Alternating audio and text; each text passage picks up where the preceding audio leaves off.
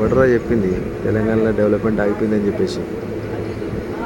Construction చూడండి ఒకసారి, real estate భూమి చూడండి ఒకసారి. తెలంగాణలో హైదరాబాద్ ఉన్నంత వరకు తెలంగాణకి ఏమీ కాదు.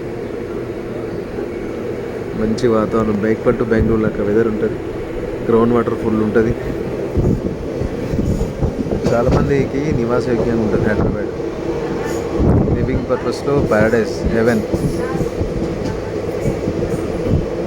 ఇంకొక 20-25 సంవత్సరాల వరకు ప్రాబ్లం ఉండదు. ఇప్పటికే ఈ సెంట్రల్ గవర్నమెంట్ తీసుకున్నటువంటి యొక్క ఈ చర్యలు, 10 years నిండినటువంటి డీజిల్ వాహనాలు, 15 years ఉన్నటువంటి పెట్రోల్ వాహనాలు రద్దు చేయడం ద్వారా పొల్యూషన్ అనేది కంట్రోల్లోకి వస్తుంది.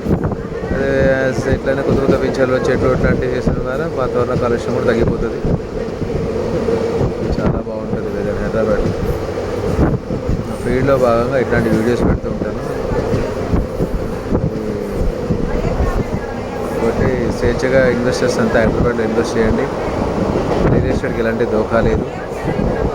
జస్ట్ కొద్దిమంది అక్కడక్కడ ఉంటారు కదా, వాళ్ళు చేసేటువంటి యొక్క బ్లేమ్స్ పట్టించుకోవద్దు. Hyderabad everything is fine. చూడండి ఎంత చక్కని వాతావరణం ఉందో, ప్లాంటేషన్, గ్రీనరీ, ఇలాంటి ఆహ్లాదకరమైన వాతావరణంలో ఉండడం ఎంత బాగుంటుందో చెప్పండి కదా. Peaceful weather.